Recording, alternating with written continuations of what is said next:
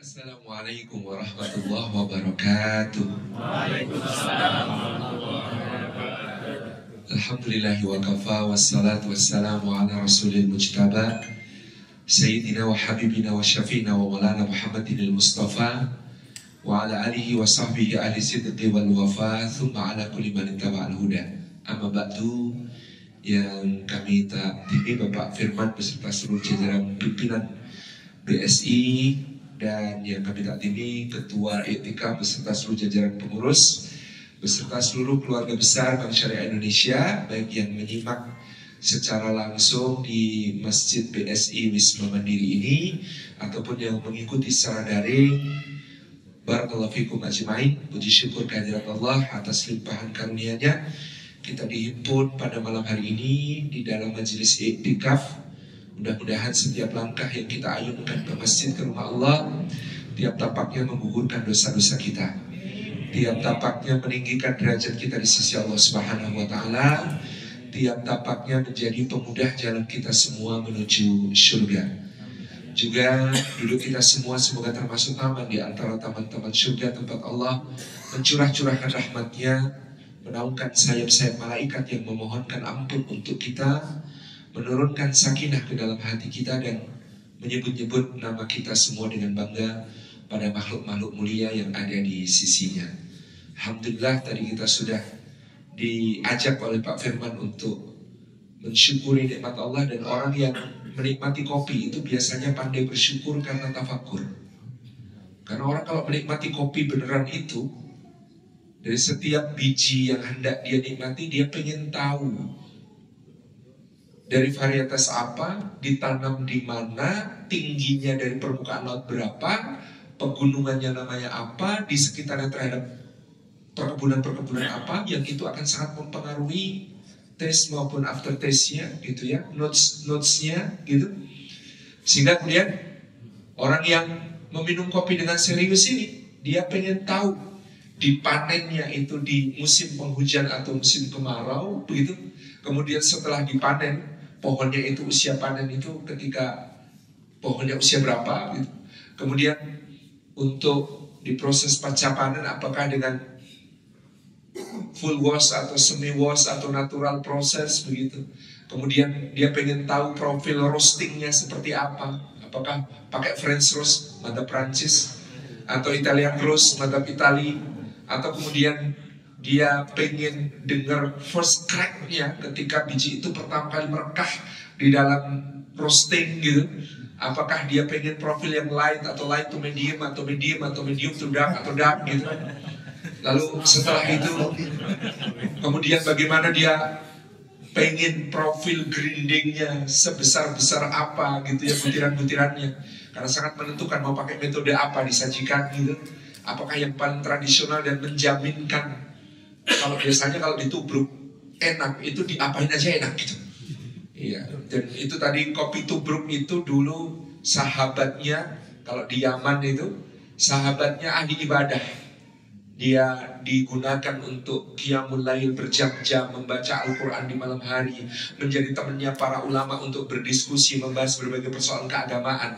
Sehingga dulu kalau di Yaman, kata Habib Umar Al-Mutahhar, ada kata-kata man mata wa wujita fi batnihi asarum minal qahwah lam yas'alhu malaikah gitu.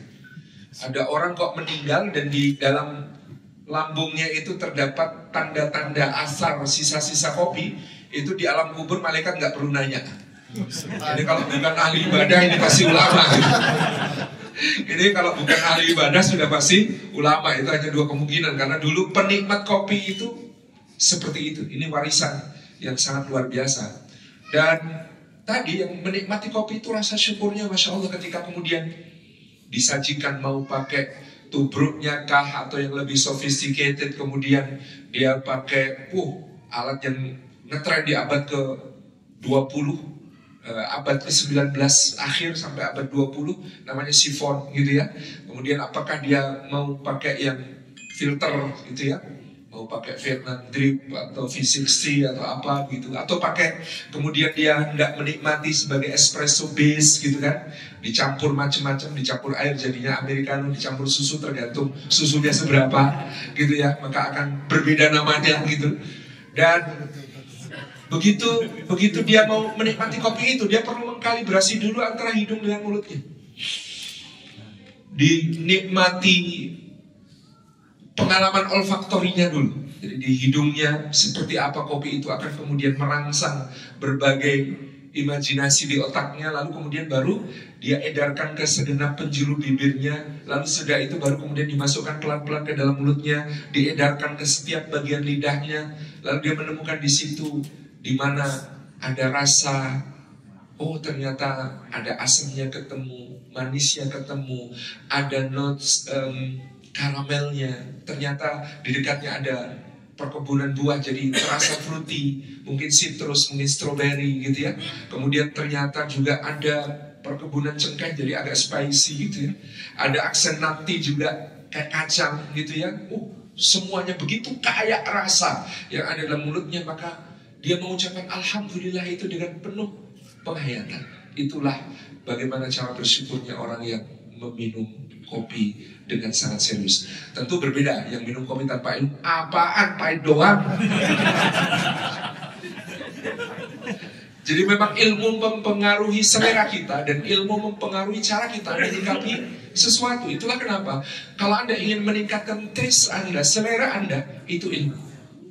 Dan hebatnya dulu tadi sudah diceritakan oleh Pak Firman, para pejuang kita, pahlawan kita itu di dalam berjuang, kopi menjadi salah satu bekal yang unik bagi mereka. Dalam kata-kata kata-kata Tuku Umar ketika hendak berjihad merebut kota Melaboh daripada KP Belanda, beliau mengatakan, singo bengoh gedanyo jeb kopi di kedai Melaboh ada walon syahid fisabilillah.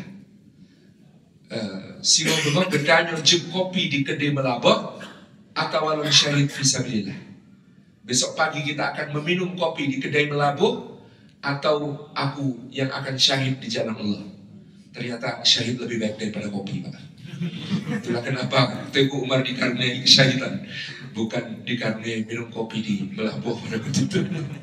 Tetapi ini menunjukkan hubungan yang sangat erat, dan di buku Sang Pangeran dan Janisari terakhir yang saya terbitkan tahun 2019, saya menulis bagaimana Nurkandam Pasha, seorang dari Turki Utsmani, putra dari Alamdar Mustafa Pasha, yang menjadi Perdana Menteri Utsmani dalam waktu yang sangat singkat, tapi merencanakan sebuah reformasi besar-besaran di Kesultanan Utsmani, namun gagal karena ditentang oleh Janisari, dan kemudian beliau diledakkan di kantor Perdana Menteri yang disebut sebagai Babi Ali, yang kalau kita lihat itu ada di seberangnya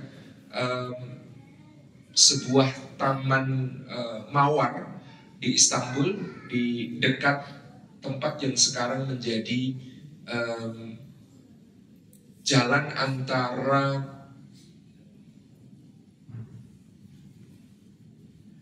Sultan Ahmed Maidani dengan makam dari Sultan Abdul Hamid Khan. Di situ ada namanya Taman Gulhani. Nah, disitulah di seberangnya ada, di tahun 1808 gugurnya Alamdar Mustafa Pasha yang berjuang untuk melakukan reformasi di tatanan Utsmani. Nah, di buku Sang Pangeran dan Janisari terakhir kita menceritakan bagaimana Nurkandam Pasha ini seorang yang juga sangat pandai meracik kopi dan menyajikannya kepada Sang Pangeran. Ini sebagai bridging saja untuk tema kita malam ini gitu ya. Karena Pak Firman tadi menyinggung soal kopi, pada intinya malam ini kita ingin belajar dari salah satu tokoh pahlawan yang bagi sebagian sejarawan dianggap salah satu yang paling signifikan dalam sejarah perlawanan bangsa kita terhadap penjajahan. Sehingga ketika para founding parents, ini teman-teman aktivis perempuan itu seperti katanya istilahnya bukan founding fathers tapi founding parents. Founding parents kita menulis dalam mukadimah undang-undang dasar kita atas berkat rahmat Allah yang maha kuasa dan dengan didorongkan oleh pimpinan luhur supaya berkehidupan kebangsaan yang bebas, Maka rakyat Indonesia menyatakan dengan ini kemerdekaannya. Atas berkat rahmat Allah itu kalimat yang sangat powerful. Karena memang terbukti dalam sejarah, ketika pertama kali imperialisme Barat tiba di Nusantara kita, ditandai dengan digempur dan dikuasainya Malaka oleh Portugis pada tahun 1511, kekuatan yang bangkit pertama untuk menyambutnya dengan perlawanan adalah kekuatan umat Islam.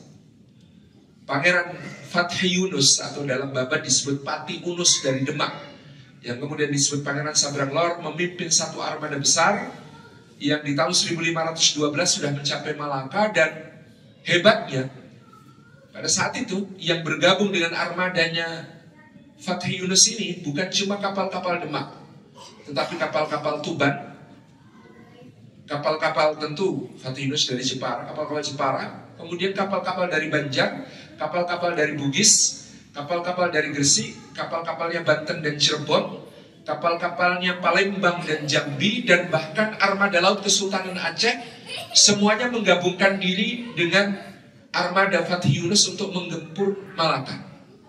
Artinya spirit Islam yang dibawa oleh Fathi Yunus dalam bendera jihad fisabilillah itu melewati batas-batas teritorial, melewati batas-batas politik dan militer. Karena semua kerajaan ini kerajaan independen, pelabuhan-pelabuhan yang kaya dari perdagangan dan dikuasai oleh umat Islam, dan mereka menggabungkan diri karena sadar imperialisme ini luar biasa jahat. Maka ketika negeri-negeri yang belum mengenal Islam masih berusaha untuk bergandeng tangan dengan kekuatan imperialis ini, misalnya Raja Samyam dari Pajajaran mengundang Alfonso d'Albuquerque untuk membangun pangkalan di Jawa dengan memberikan pelabuhan Sunda Kelapa, maka Demak menggalang kekuatan untuk mencegah jangan sampai itu terjadi, sehingga Pangeran Fathahillah, seorang putra Pasai yang diambil menantu oleh Raden Patah sekaligus oleh Sunan Gunung Jati, kemudian bergerak menggempur Sunda Kelapa, mencegah masuknya armada Portugis itu, yang sampai hari ini kita memperingati kemenangannya yang gemilang Jayakarta sebagai hari lahir kota Jakarta yang kita cintai, meskipun statusnya tidak lagi ibu kota.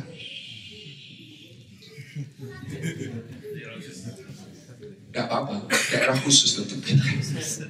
Nah, ini dari sejak saat itu kita tahu bahwa bangsa kita tidak pernah berhenti melakukan perlawanan. Hanya berganti daerah, berganti pemimpin, berganti episode cerita, tetapi perlawanan itu tidak pernah putus.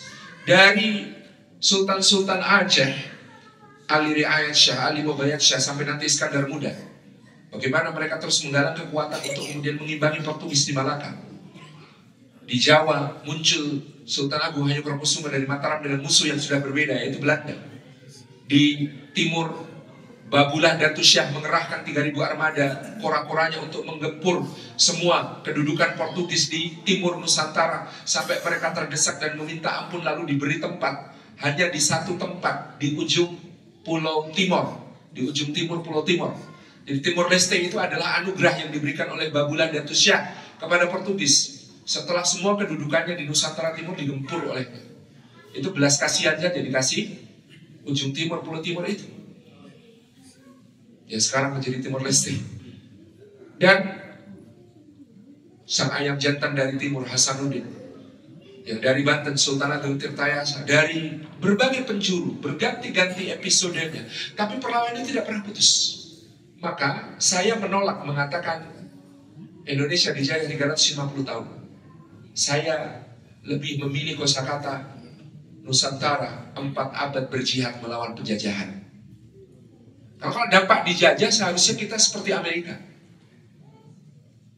Amerika itu sebelum kedatangan Columbus, sebelum kedatangan Francisco Pizarro, sebelum kedatangan Hernando Cortés, sebelum ekspedisi Amerigo Vespucci, diperkirakan dari ujung utara sampai selatan ada antara 110 juta natif Amerikan yang secara salah kaprah disebut Indian itu. Perkiraannya antara angka 50 sampai 110 juta orang. Di mana mereka sekarang?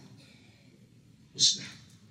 Apa yang hari ini kita sebut orang Amerika sebenarnya adalah penjajahnya. Mereka berbahasa-bahasanya penjajahnya, yang di utara Prancis, Kanada dan sekitarnya. Amerika Serikat menggunakan bahasa Inggris, Spanyol ke selatan menggunakan Meksiko Selatan menggunakan bahasa Spanyol, Brazil ke selatan menggunakan bahasa Portugis. Mereka adalah penjajahnya, berbahasa dengan bahasa penjajahnya, membawa adat penjajah. Jangan jauh-jauh. Di seberang kita ada negara namanya Australia. Sebelum kedatangan Kapten James Cook ataupun Admiral Flinders, di tempat itu ada 8-20 juta orang aborigin yang di tahun 1910 menjelang Perang Dunia Pertama di konstitusi Australia mereka dimasukkan ke dalam kalangan binatang. Di mana mereka sekarang tersisa 50 ribuan orang itu pun dikonservasi.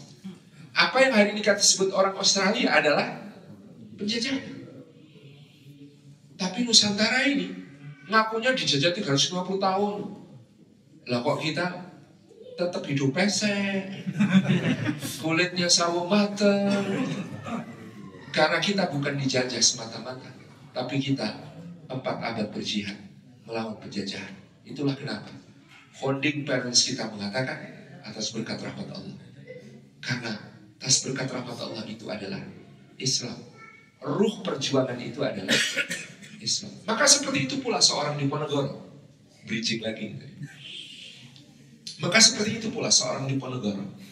Dalam kelahirannya di 11 November 1785 ketika fajar menyingsing, bayi merah ini dibawa ke hadapan kakek buyutnya, Sri Sultan Hamengkubuwono pertama yang sedang bertahta di Yogyakarta saat itu. Bayi merah ini diserahkan kepada kakek buyutnya, ditimbang-timbang, dan tiba-tiba sang kakek buyut berkata kepada istrinya, "Mbok Ratu, kesini." Yang dipanggilnya Mbok Ratu adalah Ratu Ageng, permaisurinya, yang berasal dari keturunan Sunan Ampel dan Sultan Bima. Kepada sang permaisuri tiba-tiba Sultan sepuh ini berkata, "Mbok Ratu, rawat cicitmu ini baik-baik, karena aku mendapat firasat bayi ini akan memberi kerusakan kepada Belanda lebih besar daripada apa yang pernah aku lakukan selama 9 tahun di tahun 1746 sampai 1755. Sebuah firasat. Maka firasat ini yang dijadikan dasar penulisan buku Peter Carey yang disebut sebagai Power of Prophecy, kuasa ramalan. Beliau menyebutnya ramalan, kalau kita kan menyebutnya firasat. Ittaku farasatan mu'min fa innahu yara binurillah.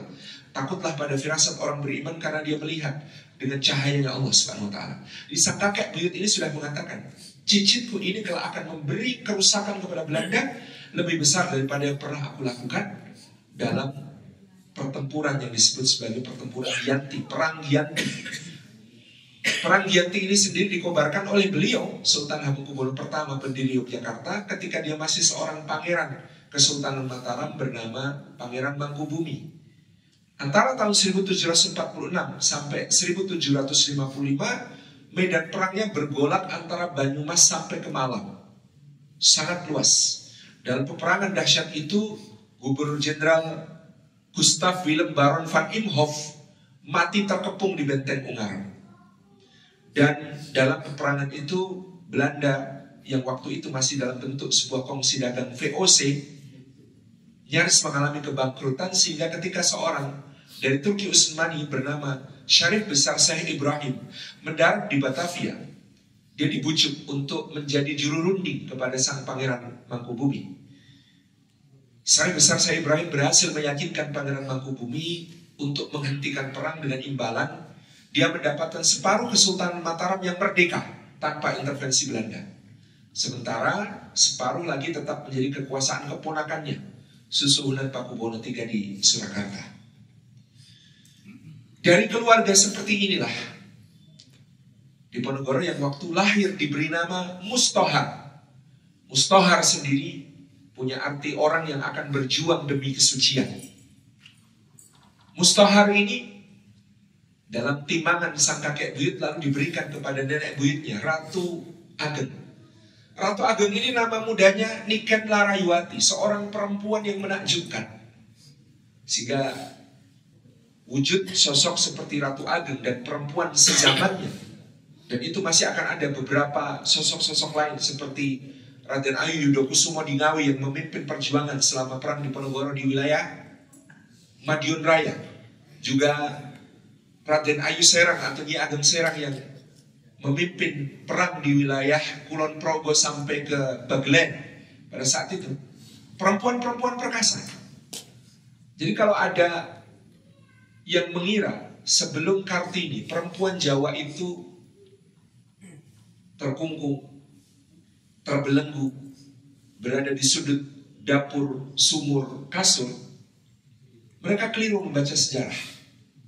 Karena justru sepasca penjarahan Keraton Yogyakarta oleh Raffles di tahun 1812, baru perempuan Jawa mengalami domestikasi yang parah. Karena justru pengaruh Barat, bukan karena Jawanya. Di masa sebelum itu, perempuan-perempuan Jawa justru sangat berdaya. Seperti Ratu Ageng ini, kalau kita baca profilnya, dia sangat terpelajar. Dia mendiktekan sebagian besar dari naskah yang hari ini disebut Serat Menak Amir Hamzah, yang merupakan koleksi paling tebal di British Library, 3040 halaman. Serat Menak Amir Hamzah ini di halaman persembahan ditulis, karya ini ditulis atas perintah dan bimbingan dari Ratu Ageng, Permaisuri Sri Sultan Hamengkubuwono pertama. Seliterat itu. Dan kita akan tahu betapa literatnya perempuan-perempuan Jawa pada masa itu, karena Raden Ayu Mangkolowati, ibunda Diponegoro, menulis babat tentang putranya, menulis kisah kepahlawanan putranya dalam bentuk tembang. Istrinya, Raden Ayu Ratnaningsih, juga menulis kisah kepahlawanan suaminya. Sedangkan Ratu Ageng Garujo ini membuat terbelalak Herman Willem dan Deles. Ketika mengunjungi Yogyakarta tahun 1810, dia melihat Korps Langen Kusumo, pasukan perempuan Keraton Yogyakarta yang merupakan didikan Ratu Ageng. Begitu tangkasnya menunggang kuda, memanah, memainkan berbagai macam senjata, menggunakan senapan dan pistol. Dan mereka semua adalah para penyalin naskah di dalam perpustakaan keraton. Seliterat itu. Seorang perwira Belanda Prancis, produk revolusi Prancis seperti Herman Willem dan Deles itu menulis dalam catatan hariannya, saya tidak pernah mengenal ada perempuan-perempuan seperkasa dan seterpelajar perempuan-perempuan Jawa.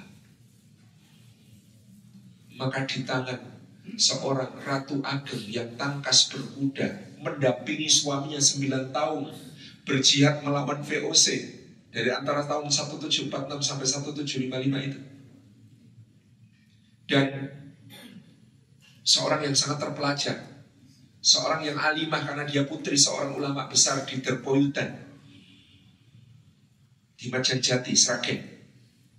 Dan dari sisi ayahandanya, dia keturunan kelima dari Sultan Bima, Sultan Abdul Qahir pertama dari Bima, yang dalam darahnya mengalir darah putri Kesultanan Goa Tallo. Jadi makanya kenapa Diponegoro itu bukan semata wakil Jawa, karena dia mix of a little bit everything.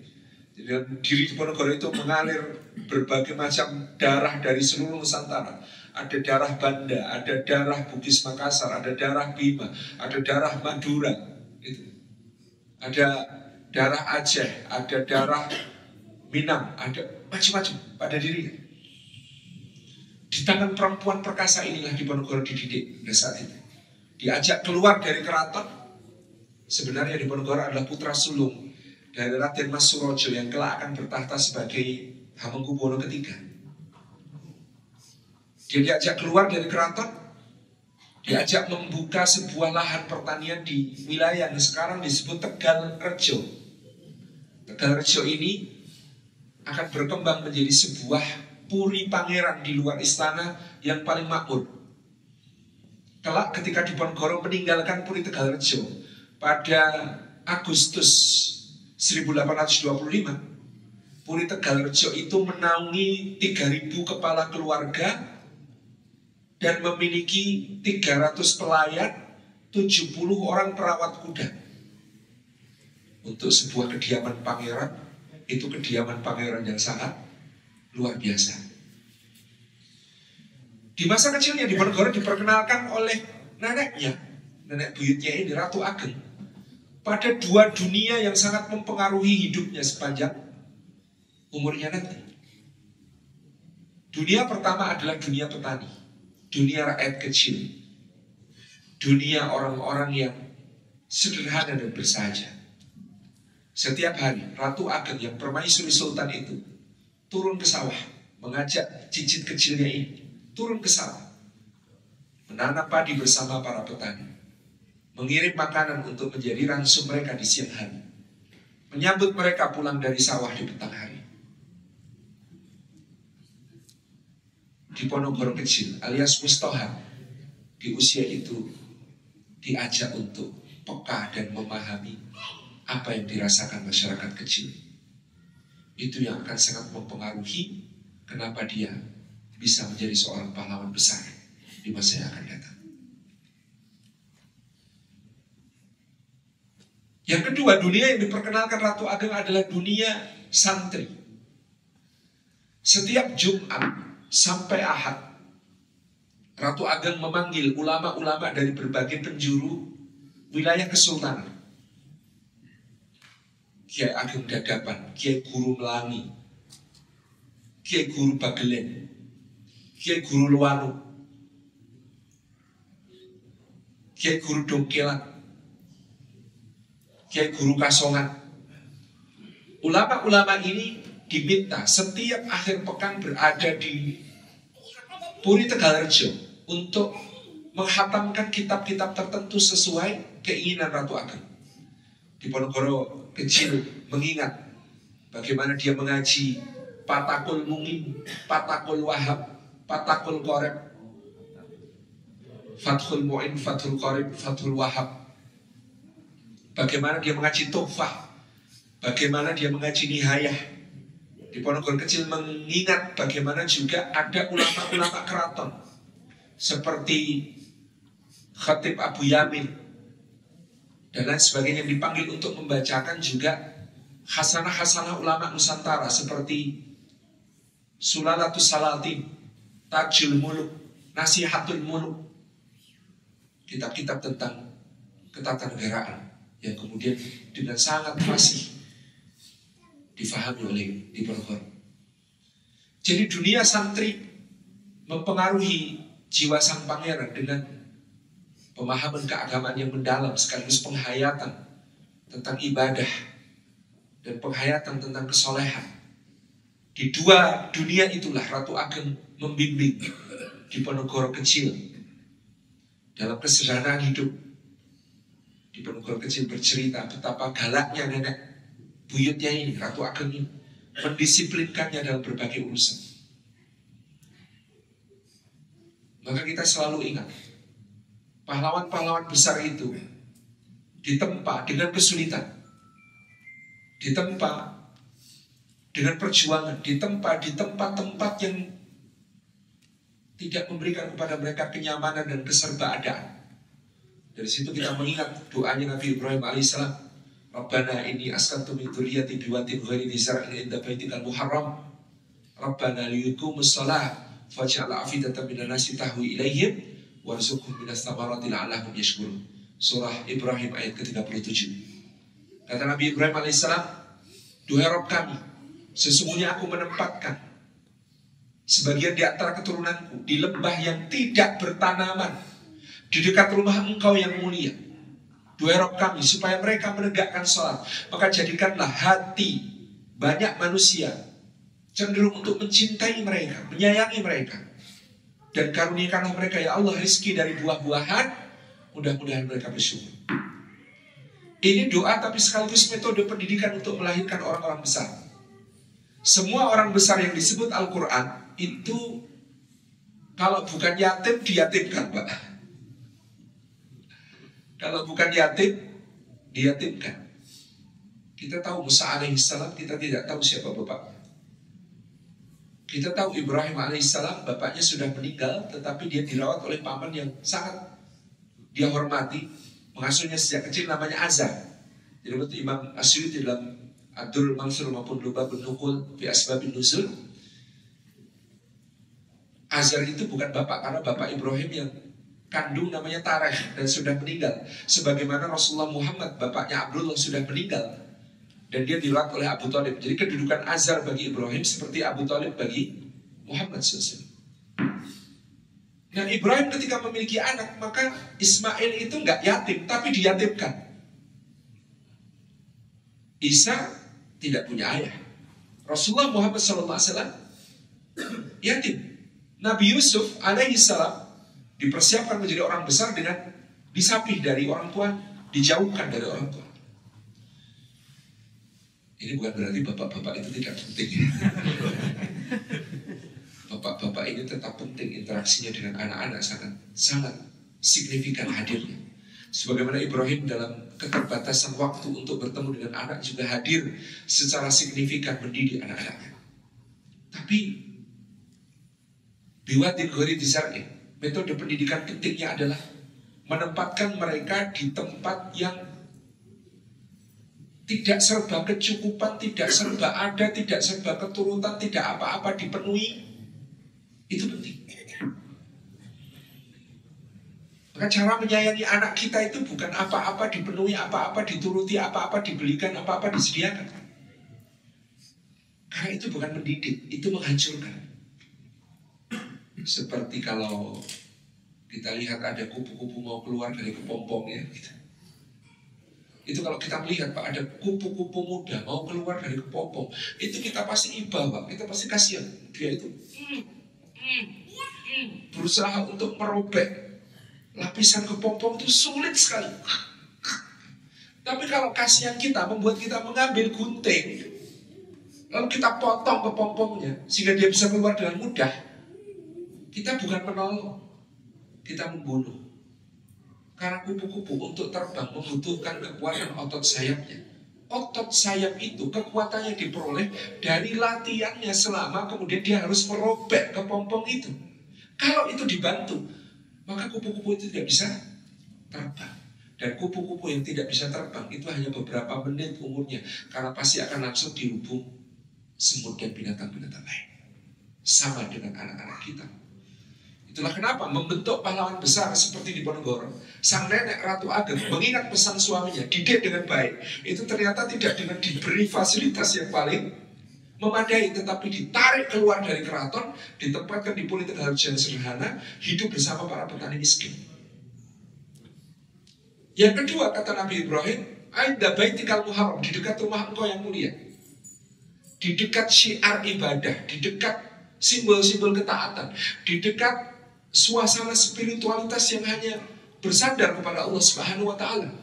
Dan itu pula yang diterima oleh Ismail di Mekah, sebagaimana pula yang diterima Ibn di Ponorogo, di Tegalrejo, dengan dipertemukan dengan interaksi yang sangat intens dengan para ulama dan santri semacam ini.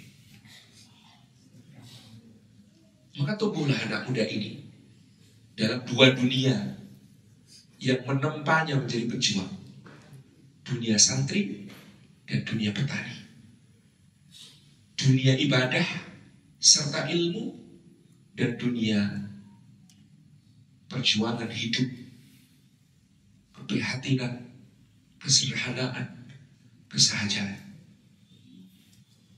Sampai sang nenek buyut akhirnya wafat dan di Ponorogo mewarisi Puri Tegalrejo.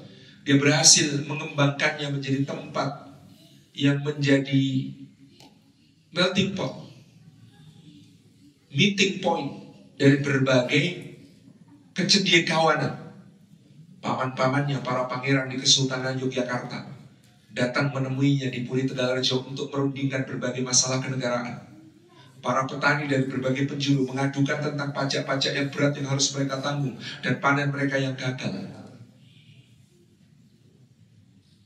Dan ulama-ulama dari berbagai penjuru datang. Sebagaimana nenek yang sangat pemurah di Ponorogo sering memberikan biaya kepada mereka untuk berangkat berziarah, berangkat berhaji bahkan.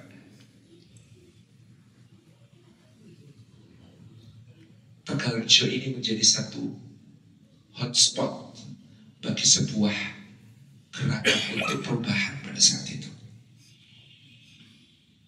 Lebih-lebih ketika ayahandanya naik tahta di tahun 1812, Diponegoro menjadi kepercayaan utama, dan dalam 2 tahun pendek masa bertahtanya ayahnya, sang ayah 2 kali meminta kesediaan Diponegoro untuk naik tahta berikutnya menjadi Hamengkubuwono keempat.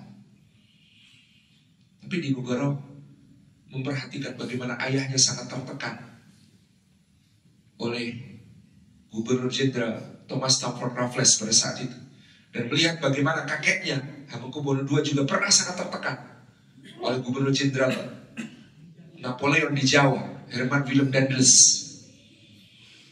Baginya bertahta dan berkuasa semacam itu sangat tidak menarik. Baginya menjadi raja dalam situasi yang semacam itu sangat tidak menarik. Sembari terus memberikan nasihat-nasihat kepada ayahnya untuk merumuskan kebijakan-kebijakan yang mensejahterakan rakyat, dan dalam catatan Residen John Crawford dari Skotlandia yang menjabat di Yogyakarta, 2 tahun masa pemerintahan Hamengkubuwono III adalah masa pemulihan yang sangat pesat di Yogyakarta dari kehancuran yang ditimbulkan oleh Daendels dan Raffles. Hamengkubuwono III membangun di atas puing-puing kehancuran itu, di mana pada bulan Juni sampai Juli 1812, ketika Raffles menjarah keraton Yogyakarta, mengangkut emas dan perak yang diperkirakan oleh Profesor Peter Carey bernilai 50 miliar pound sterling, dan segala kekayaan, pusaka-pusaka, benda-benda seni. Bahkan Sri Sultan Hamengkubuwono II yang ditodong pistol di kepala di atas tahtanya, kancing baju beliau yang terbuat dari berlian-berlian besar dicopotin di depan para pejabatnya dengan penuh penghinaan.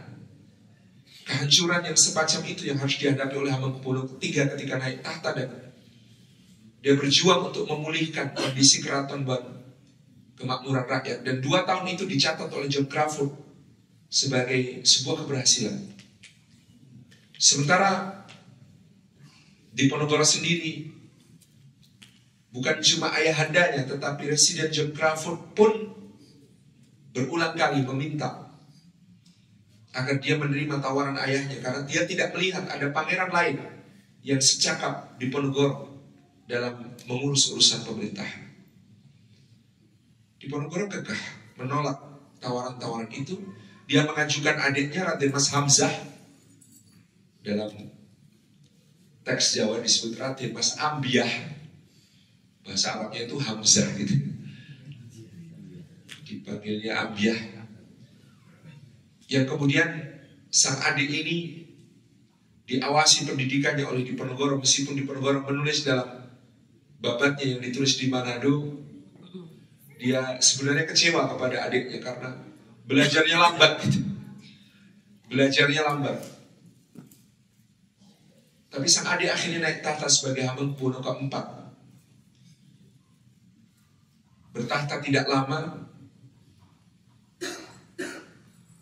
ketika sang adik semakin mendekat kepadanya, memperhatikan nasihat-nasihatnya, di tahun 1822, dalam usia yang baru 18 tahun menjelang 19, Sultan muda ini tiba-tiba pulang dari sebuah pesiar dan seluruh lubang tubuhnya mengeluarkan darah. Mata, hidung, telinga, mulut. Sejarah mencatat kemungkinan beliau diracun.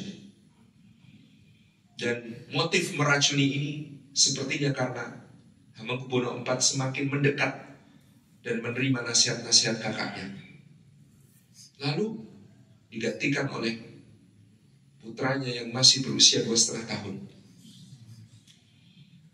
Jadi naik tahta masih kanak children, masih kecil sekali. Sehingga pada waktu itu dibentuk Dewan Perwalian Sultan yang terdiri atas Diponegoro selaku uaknya, Pangeran Mangkubumi bin Hamengkubuwono II selaku eyangnya, dan Patih Danurjo Japan selaku pejabat birokrasi tertinggi, bersama Ratu Kencono yang merupakan neneknya. Sultan bayi ini tentu belum efektif memegang jabatan. Yang memegang roda pemerintahan adalah para wali, tetapi di saat itulah Pangeran Diponegoro dan Mangkubumi dilangkahi berulang kali dalam berbagai macam kebijakan oleh Patih Danurjo. Dan persoalan besarnya mulai timbul saat itu. Padahal dulu Danurjo ini kawan Diponegoro, kawan mengaji, direkomendasikan oleh Diponegoro untuk menduduki jabatan, tetapi dia mengalami inferiority complex. Di keraton itu timbul pandangan seakan-akan kalau bukan karena Diponegoro, dia tidak mungkin memegang jabatan patih. Maka justru hatinya selalu merasa sakit dan dendam itu ditumpahkan kepada Diponegoro, memusuhi Diponegoro. Dan puncaknya pada masa pemerintahan Hamengkubuwono V ini, ketika kemudian Diponegoro mengaudit keuangan negara dan menemukan berbagai pelanggaran pajak yang luar biasa. Bapak Ibu kalau membaca di takdir maupun kuasa ramalan bisa melihat list daftar pajak yang dikenakan kepada rakyat pada saat itu. Pajak pacumpleng, pajak kepala, pajak pekarangan, pajak rumah, pajak pagar, pajak pedati, pajak cikar, pajak pikulan, pajak gendongan. Jadi lewat gerbang-gerbang jalan, sekarang kita nyebutnya gerbang tol. Dulu memasuki jalan juga ada gerbang-gerbang. Itu gendong bayi saja kena pajak. Lihat, ada pajak Pak Jendralan kalau Gubernur Jenderal berkunjung. Gubernur Jenderalnya nggak pernah berkunjung, pajaknya ditarik gitu. Dan berbagai macam pajak-pajak yang sangat memberatkan rakyat. Dalam penghadapan di tengah-tengah ruangan Paseban itu, Diponegoro yang memeriksa, mengaudit keuangan kerajaan itu murkanya luar biasa. Sampai ketika kemudian Patih Danurjo mendekat menyembah memohon maaf, Diponegoro melepas selopnya kemudian menampar Patih Danurjo itu dengan selopnya. Sampai katanya berlian yang ada di belangkonnya sang Patih itu lepas berantakan. Maka sejak hari itu, peristiwanya sekitar tahun 1822 akhir, Patih Danurjo bersumpah akan menyingkirkan Diponegoro dengan segala cara. Dan momentumnya terjadi ketika Residen Belanda berganti kepada seorang yang agak dungu dalam catatan babat maupun catatan para pengganti. Dungunya adalah tidak bisa membaca karakter orang Jawa dan tidak bisa membaca konstelasi politik di keraton, sehingga meremehkan Diponegoro. Nama residen ini Smisser.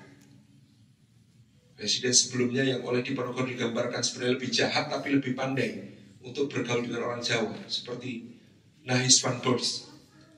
Smisser ini betul-betul konyol karena dia mengikuti skenario Danurjo untuk menyingkirkan Diponegoro. Padahal 2/3 pangeran di Keraton Yogyakarta sebenarnya ada di pihak Diponegoro. Maka apa yang terjadi pada masa itu? Diponegoro mulai mengkonsolidasi kekuatan di luar keraton selain dengan para pangeran yang selalu berkonsultasi padanya. Dia mengembara dari satu tempat ke tempat yang lain, menjumpai rakyat, sekaligus menyepi dan juga merenung. Menyamar sebagai santri bernama Syekh Abdul Rahim, mendatangi pesantren-pesantren dan menemui ulama-ulama. Inilah yang nantinya akan menjadi kekuatan luar biasa di belakang Diponegoro dalam perjuangan perang Sapil yang beliau kobarkan. Karena di Selarong pada hari ketiga perang itu dicatat sudah hadir sekitar 1.200 ulama beserta pengikut-pengikutnya. Dari syekh, para haji, para kiai guru, para kiai desa, itu hampir semuanya sudah berkonsolidasi dengan sangat rapi. Dan 2/3 pangeran membakar dalem-dalem mereka yang ada di kesultanan, meninggalkan rumahnya, membawa seluruh perbendaharaannya untuk bergabung dengan Diponegoro. Semua perkembangan di keraton, selain pajak-pajak yang semakin memberatkan rakyat, kerusakan moral yang terjadi, bagaimana Diponegoro menggambarkan pejabat-pejabat Belanda sebagai setan kulambi manungso, karmanya mangan inum lan anjroh corowalandi, bagaikan setan berbaju manusia yang kegemarannya cuma makan dan minum minuman keras serta menyebarkan cara hidup Belanda di dalam keraton, merusak para pejabat. Keprihatinan itu terus bertumpuk dan puncaknya pada bulan Juli 1825, setelah satu peristiwa yang sangat menyakitkan, di mana dalam satu jamuan buka puasa,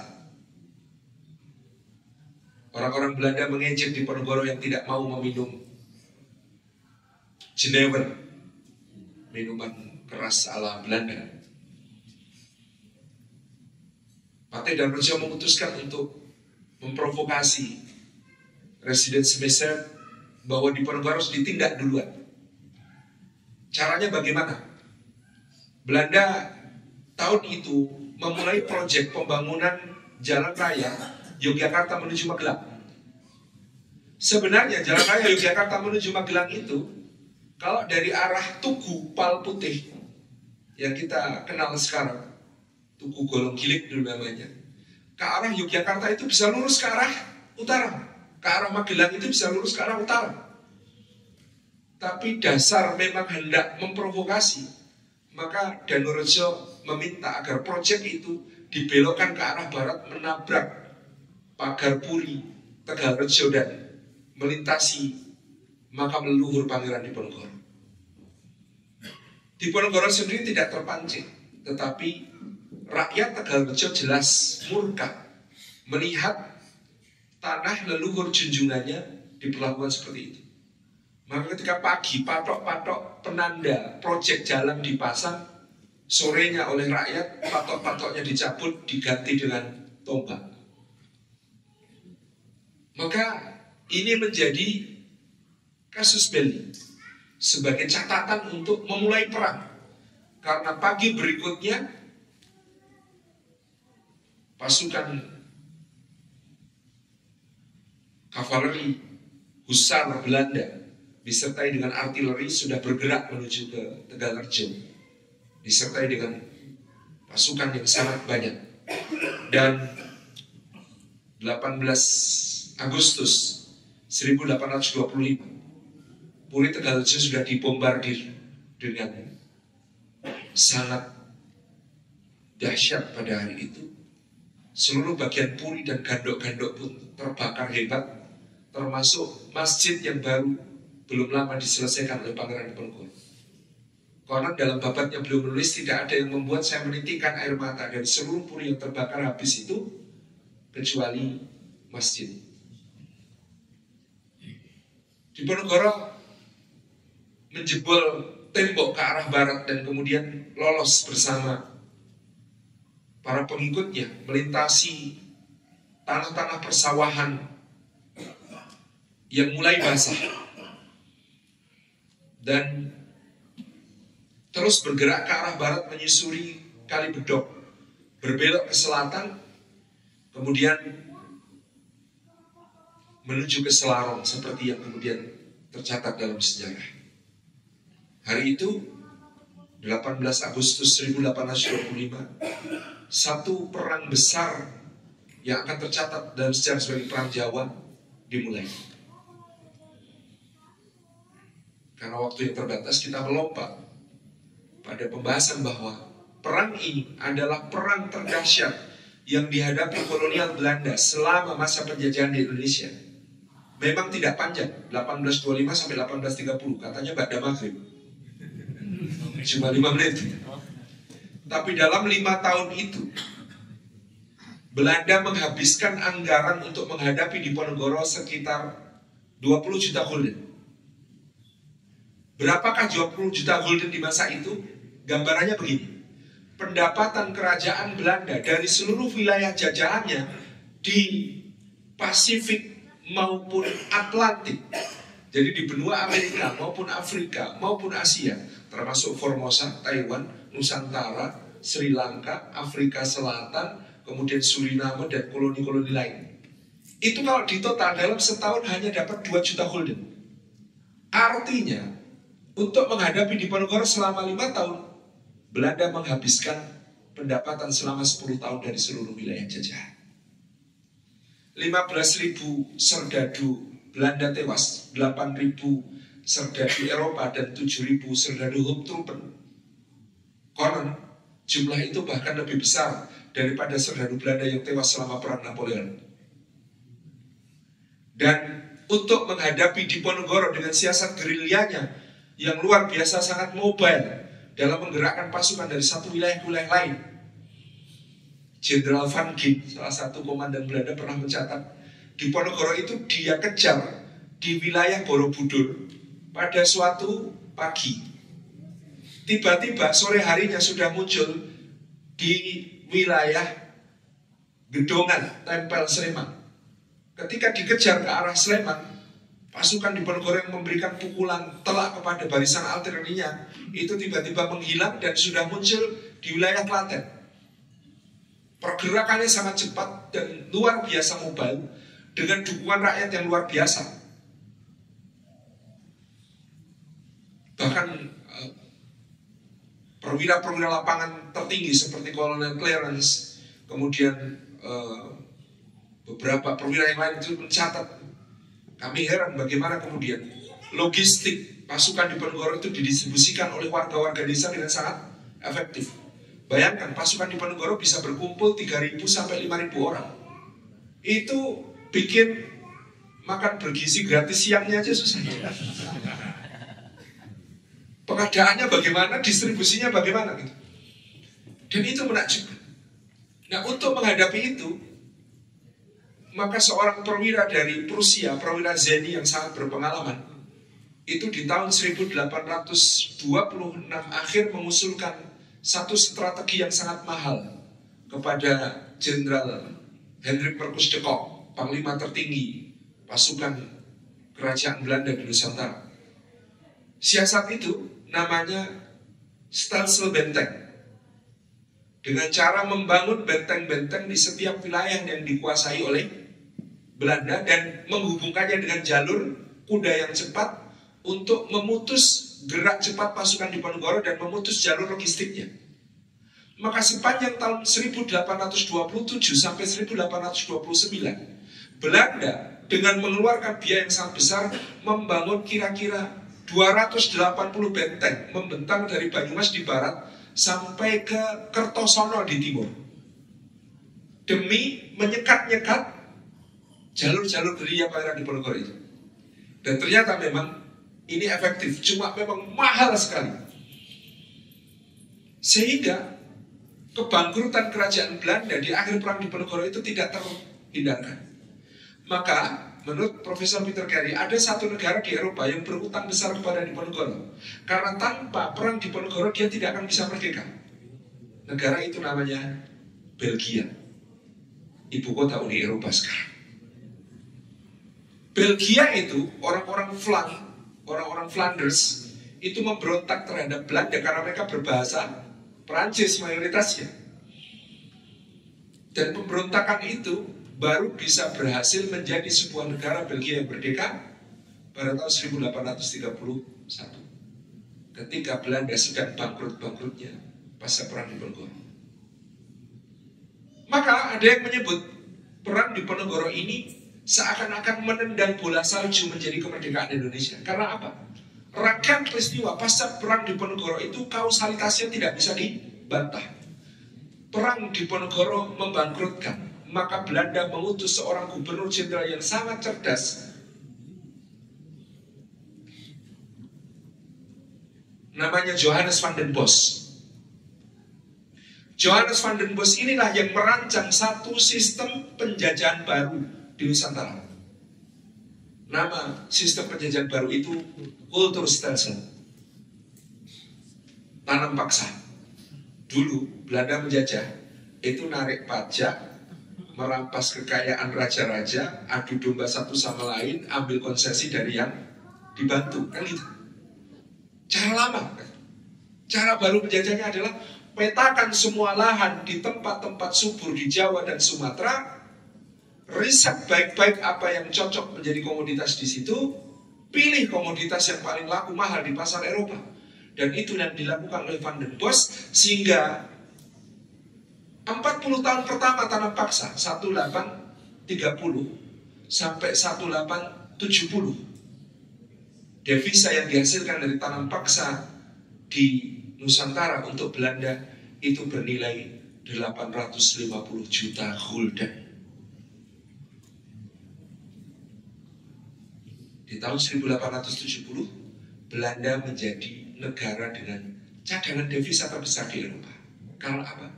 Tanam paksanya Daneles. Dia tahu mana tempat untuk ditanami kopi, mana tempat untuk ditanami teh, mana untuk kina, mana untuk tebu, mana untuk berbagai macam komoditas yang lain. Maka daerah-daerah tanam paksa itu deritanya luar biasa. Misalnya di Sumatera Barat, sampai sekarang orang di tanah datar masih minum kopi kawa daun. Saking kopinya itu betul-betul menjadi hak eksklusif untuk diekspor, petaninya itu pengen ngerasain kopinya saja, yang diseduh daunnya. Meskipun sekarang menjadi kuliner khas dan sesuatu yang layak untuk kemudian dijadikan sebagai kuliner tujuan wisata, tetapi dulu berasal dari kisah yang sebegitu pahitnya gitu. Nah, tanam paksa ini melahirkan politik etis di kerajaan Belanda, karena parlemen yang diisi oleh kaum oposisi kemudian menuntut penjelasan bagaimana negara bisa sekaya ini, bagaimana keadaan petani di sana. Yang menjadi menteri jajahan selalu berusaha menjelaskan, wong kita saja yang cuma sebagai distributor kaya raya, apalagi produsennya. Tetapi kaum oposisi punya wartawan-wartawan yang bergerak sampai ke Nusantara, termasuk Edward Dweck yang kemudian dengan nama samaran Multatuli menulis dan mengungkap seperti apa derita petani-petani tanam paksa. Maka politik etis kemudian diterapkan dengan tuntutan kaum oposisi agar Belanda membangun fasilitas pendidikan dan kesehatan di Nusantara. Fasilitas pendidikan dan kesehatan ini hanya dinikmati oleh kaum enak, kaum elit, kaum bangsawan-bangsawan. Tetapi paling tidak membuka cakrawala pendidikan, karena disitulah kesadaran berbangsa mulai muncul. Stovia, sekolah dokter Jawa di Jakarta, THS di Bandung, kemudian Osvia di Surabaya, itu menjadi tempat anak-anak bangsawan kecil bisa sekolah, lalu mereka punya kesadaran tentang kebangsaan. Maka disitulah tumbuhnya generasi kebangkitan nasional. Jadi Diponegoro berperang, Belanda bangkrut, tanam paksa, politik etis, generasi kebangkitan nasional, pergerakan kemerdekaan, proklamasi. Itu kausalitasnya tidak bisa dibantah. Maka signifikansi Diponegoro itu bagi perjuangan meluas, bukan hanya secara kebangsaan, tetapi juga secara sosial dakwah. Semua pengikut Pangeran Diponegoro setelah ditangkapnya beliau masih yakin Diponegoro itu cuma pergi naik haji, nanti akan pulang memimpin jihad lagi. Sehingga mereka menyebar ke berbagai penjuru menjadi agen-agen perubahan, agen-agen dakwah.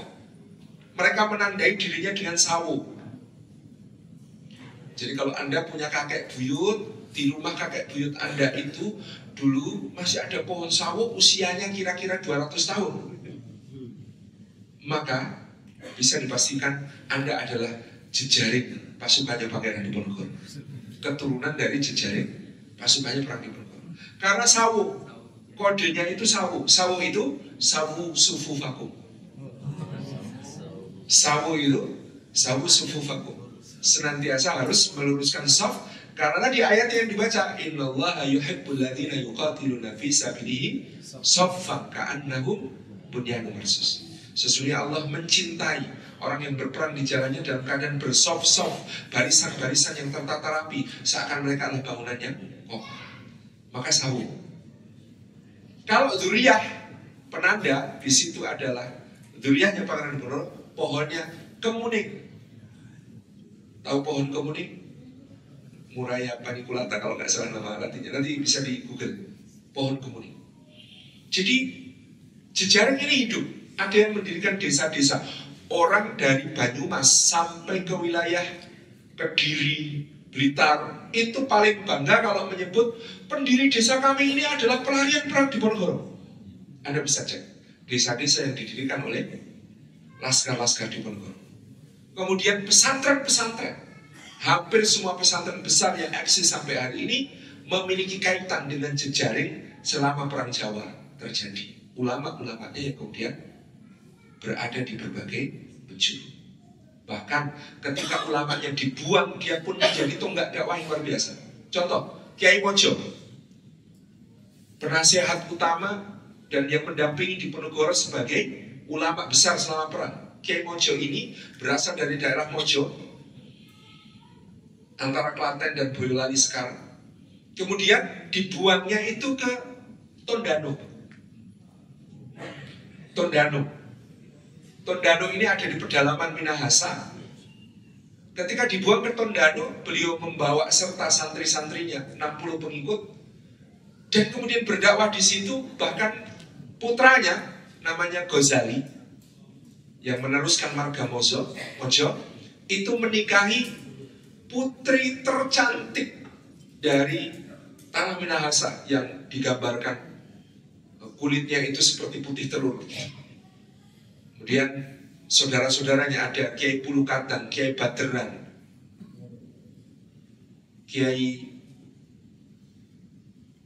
Hasan Besari, itu menurunkan marga Zes di sana. Marga-marga ini menjadi marga Jawa Tondano, komunitas muslim yang sangat powerful di Sulawesi Utara hari ini. Kalau nyari dzuriyahnya ya, yang belakangnya pakai marga Mojo itu keturunan Kiai Mojo. Contohnya Ahdiat Duta Mojo, Selao Seven. Ya, itu Mas Duta, dzuriyah ke-7. Kalau di sisir nasab ke atas, beliau keturunan ke-7 Kiai Mojo, dan lain sebagainya. Jadi signifikansi itu bahkan menyambung ke Tanah Haram. Di Tanah Haram itu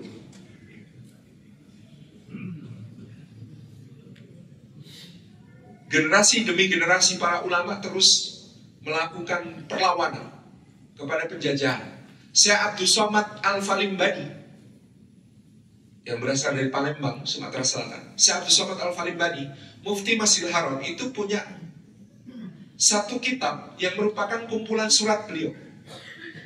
Judulnya Nasihatul Muslimin wa Tadhkiratul Mu'minin fi Fadhailil Jihadi wa Karamatil Mujahidin.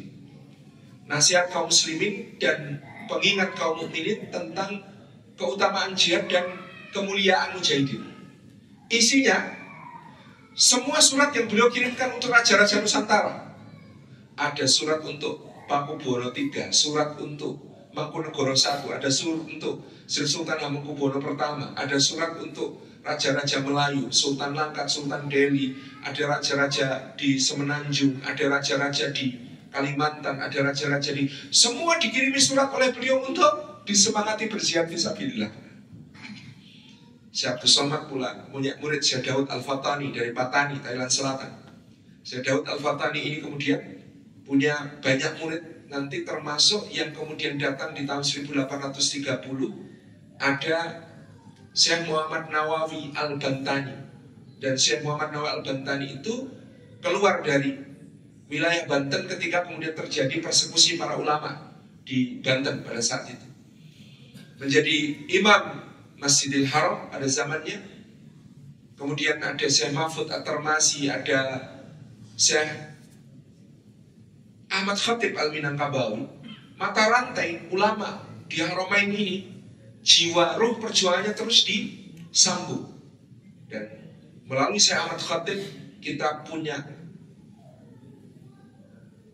Kiai Haji Muhammad Darwis yang pulang-pulang menyandang nama Kiai Haji Ahmad Dahlan mendirikan Muhammadiyah.